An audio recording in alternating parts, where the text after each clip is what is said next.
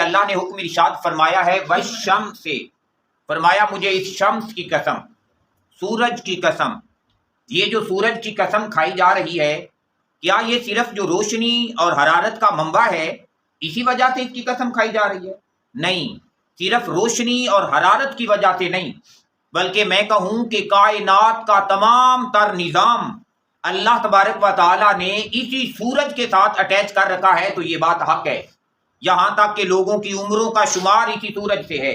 یہاں تک کہ زمین سے فصلوں کا نکلنا، اناج کا پکنا، پھلوں کا پک جانا، اور یہ سارے کے سارے معاملات اللہ تعالیٰ نے سورج کے ساتھ اٹیچ کر رکھے ہیں۔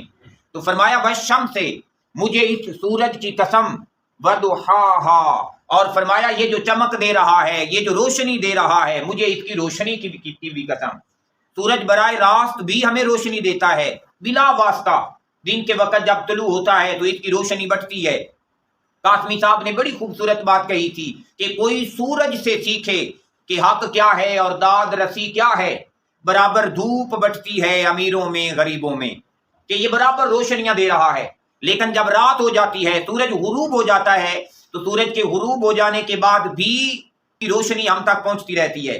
وہ جو چاند کو روشنی ملتی ہے، وہ جو ستارے روشنی دیتے ہیں، ہماری سائنس یہی کہتی ہے کہ یہ چاند خود روشن نہیں ہے، یہ سورج سے روشنی لیتا ہے، اور جب سورج غروب ہو جاتا ہے تو پھر یہ روشنیاں ہمیں دیتا ہے۔ اس لیے میرے اللہ نے ارشاد فرمایا کہ لوگوں یاد رکھنا، مجھے سورج کی بھی قسم اور اس سورج کی روشنی کی بھی قسم۔ پھر ارشاد فرمایا والقمر، مجھے چاند کی بھی قسم، اور چاند کی قسم کے ساتھ ساتھ فرمایا اذا تلاہا، اور اس کی بھی قسم جب یہ چاند مختلف مراحل سے گزرتا ہے، یہ گھٹتا اور بڑھتا رہتا ہے۔ اس کا گھٹنا اور اس کا بڑھنا فرمایا لوگوں کی زندگیوں کے اوپر دلالت کرتا ہے، اور اس کا گھٹنا اور بڑھنا قوموں کے عروج و زوال کے اوپر دلالت کرتا ہے۔ یہ نشانیاں چھوڑ رہا ہے لوگوں کے عروج کی، لوگوں کے کمال کی اور لوگوں کے زوال کی۔ تو فرمایا اس انداز سے مجھے چاند کی بھی قسم اور مجھے سورج کی بھی قسم۔ اور ایک یہ سورج ہے جو ظاہری طور پہ ہمیں روشنیاں دے رہا ہے، اور ایک وہ آفتاب ہے جسے میرے اللہ نے آفتاب نبوت بنا رکھا ہے، جو ذات محمد مصطفیٰ صلی اللہ علیہ وآلہ وسلم کی ذات ہے، جن کی روشنی کائنات میں بٹتی رہی ہے، جن کی روشنی کائنات میں بٹ رہی ہے، اور جن کی رحمتیں اور برکتیں قیامت تک بٹتی رہیں گی۔ اور لوگ بالخصوص جب قیامت قائم ہو جائے گی، یہ دنیا ختم ہو جائے گی، تو حقیقی رحمتیں اور برکتیں اللہ کے محبوب نبی صلی اللہ علیہ وآلہ وسلم کی قبر اور حشر کے میدان میں نظر آئیں گی لوگوں کو، کہ اللہ تعالیٰ نے کتنی رحمتیں اور کتنی برکتیں دے کے اپنے محبوب صلی اللہ علیہ وآلہ وسلم کو اس دنیا میں مبعوث فرمایا۔ پھر میرے اللہ نے ارشاد فرمایا والنہار، فرمایا مجھے تمہارے اس دن کی بھی قسم، مجھے تمہارے دن کی قسم اذا جلاہا، جب یہ خوب روشن ہو جاتا ہے اس سورج کی روشنی کے ساتھ، فرمایا جب یہ روشن ہو جاتا ہے، واللیل، اور مجھے رات کی بھی قسم اذا یغشاہا، فرمایا جب یہ ڈھانپ لیتی ہے، جب یہ پردہ پوش ہو جاتی ہے۔ گویا یہ پردہ پوشی ایک ایسا عظیم وصف ہے، ایک ایسی پیاری عادت ہے کہ اس پردہ پوشی والی عادت کی وجہ سے میرے اللہ نے رات کی بھی قسم کھائی ہے، اور اس وصف کی بھی میرے اللہ نے قسم فرمائی ہے۔ پھر کہتے ہیں کہ یہ جو رات ہے،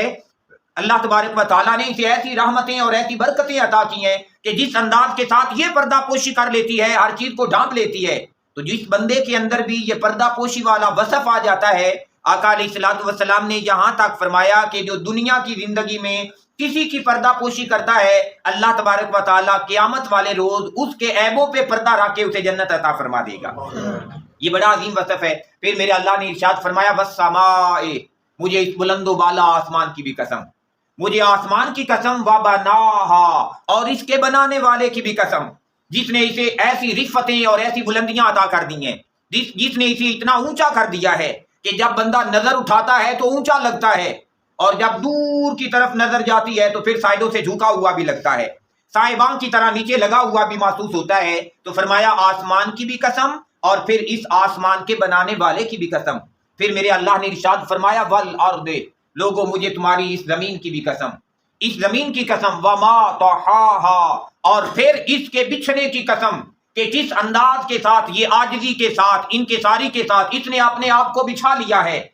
فرمایا یہ عظیم، اتنی عظیم ہے کہ اس کائنات میں جتنے جاندار ہیں اللہ تعالیٰ نے ان کی خوراک کے تمام اسباب اس زمین کے اندر رکھے ہیں۔ یہ فصلیں اگا رہی ہے، یہ اناج اگا رہی ہے، یہ غلہ اگا رہی ہے، یہ باغات اگا رہی ہے، یہ تمام چیزیں دے رہی ہے، لیکن تکبر نہیں کرتی،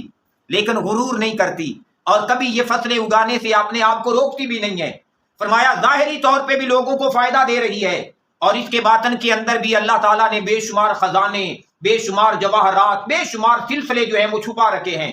تو جب انسان کے فائدے کی چیزیں بھی اس کے اندر ہیں اور جو کچھ ہے وہ سارے کا سارا، فرمایا مجھے زمین کی بھی قسم، اور پھر اس زمین کے ساتھ ساتھ اس زمین کے بچھ جانے، عاجزی اور انکساری کی بھی قسم۔ اور یاد رکھیں تمام تر انبیاء، تمام تر اولیاء جو ہیں اور جو قیامت تک ہوں گے، علماء اور پھر انسان، ان تمام کے تمام وجود کی امین بھی یہ زمین ہے، کیونکہ اللہ کے نبی صلی اللہ علیہ وآلہ وسلم نے ارشاد فرمایا ان اللہ حرم علی الارض ان تاکل اجساد الانبیاء، فرمایا اللہ نے زمین پہ حرام قرار دے دیا ہے کہ کسی نبی کے جسم کو کھائے۔ فرمایا یہ نبی کے نبیوں کے جسم کو کھاتی نہیں ہے، فرمایا وہ قبروں کے اندر زندہ بھی ہیں، اور زندہ ہونے کے ساتھ ساتھ اللہ کے دربار سے انہیں رزق بھی نصیب ہوتا ہے۔ تو یہ زمین کو اعزاز حاصل ہے، اور یہ یاد رکھیے گا یہ اعزاز ایسا اعزاز ہے جو زمین کو آسمان پر فضیلت دیتا ہے۔ آسمان سے بھی زمین زیادہ فضیلت والی ہے، آسمان سے بھی زمین زیادہ برکت والی ہے۔ کیوں ہے؟ شاعر نے بڑی خوبصورت بات کہی، شاعر کہتا ہے کہ اعزاز یہ حاصل ہے تو حاصل ہے زمین کو، افلاک پہ تو گنبدے خضرا نہیں کوئی۔ فرمایا یہ جو گنبد خضرا والا اعزاز ہے، فرمایا یہ اعزاز زمین کو ہی حاصل ہے کہ آقا علیہ الصلوۃ والسلام کی آرام گاہ زمین کے اوپر ہی موجود ہے۔ تو جب یہ اعزاز زمین کو حاصل ہے تو اللہ تبارک و تعالیٰ نے اس زمین کو آسمان سے بھی زیادہ فضیلت والا بنا دیا ہے۔ تو یہ زمین بڑی برکت اور بڑی رحمت والی ہے، لیکن اس بندے کے لیے آقا نے فرمایا زمین ہر بندے کو پکارتی ہے، زمین اپنے اوپر چلنے والے کو کہتی ہے بندے خیال کرنا، آکڑ نہ کرنا، مغروری نہ کرنا، کیونکہ آج تو میرے اوپر چل رہا ہے، کل تو میرے اندر آنے والا ہے۔ اگر میرے اوپر رہتا ہوا عاجزی اور انکساری کرے گا تو فرمایا میں ماں کی گود کی طرح تجھے اپنی آغوش میں لے لوں گی، لیکن اگر تکبر کرے گا، اگر غرور کرے گا تو یاد رکھنا یوں دباؤں گی کہ ایک طرف کی ہڈیاں دوسری طرف کی ہڈیوں میں پیوست کر دی جائیں گی۔ تو اللہ تبارک و تعالیٰ سے دعا ہے کہ جس اللہ نے ہمارے لیے سورج، چاند، ستارے، دن اور رات کا سلسلہ بنایا، زمین و آسمان کی نعمتیں ہمیں نصیب فرمائیں، اور صرف اس حضرت انسان کو اپنی عبادت کے لیے، اپنی بندگی کے لیے، اپنے دربار میں سجدے کے لیے بنایا، تو میرا اللہ کما حق ہمیں عبادت و بندگی کرنے کی توفیق عطا فرمائے۔ اللہم صلی علی سیدنا و مولانا محمد اللہ